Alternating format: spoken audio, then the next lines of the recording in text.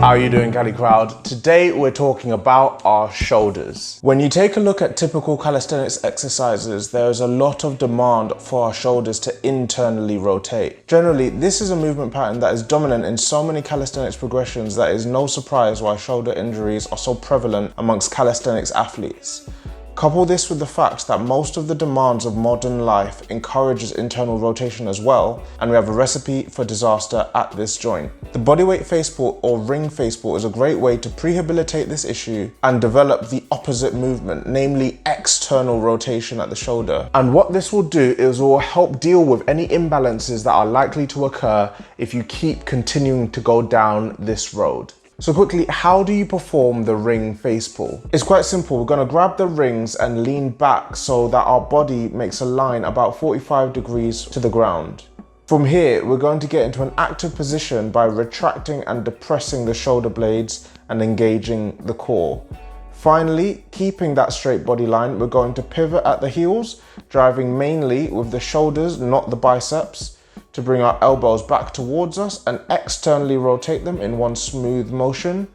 Squeeze the shoulder blades together at the apex of that movement and return to the straight arm active hanging position. This is a great exercise, but there are some common mistakes that you need to avoid when doing it. The first one being leaning too low. Leaning too far down is the calisthenics version of loading up too much weight on a bar. This is bad for two reasons. First, and most obviously, is that you won't be strong enough to pull through the full range of motion and get the most out of this fantastic exercise. Second, having too much body weight on the lever encourages you to compensate by internally rotating your shoulders, the very thing we're trying to fix and avoid by doing this exercise. So just make sure that you're not letting your ego get in the way of this great exercise, and make sure that you're leaning back only just far enough so that this exercise works for you. The second common mistake is forgetting what the elbows are doing. It can be very easy to only think about what's going on at the hands and forget about the elbows, but the goal of this exercise is not simply to get the hands from point A to point B. For us to fully capitalize on the external rotation we're looking to build here, we must first depress the scapula, bringing the elbows lower than the shoulders, and ensure that they stay at that height throughout the duration of this movement. Secondly, we've got to get the elbows as far back as possible at the apex of the contraction. If you only partially bring the elbows back and leave them in front of your chest or caving inwards, what you're doing is you're cheating yourself out of range and therefore gains from this exercise.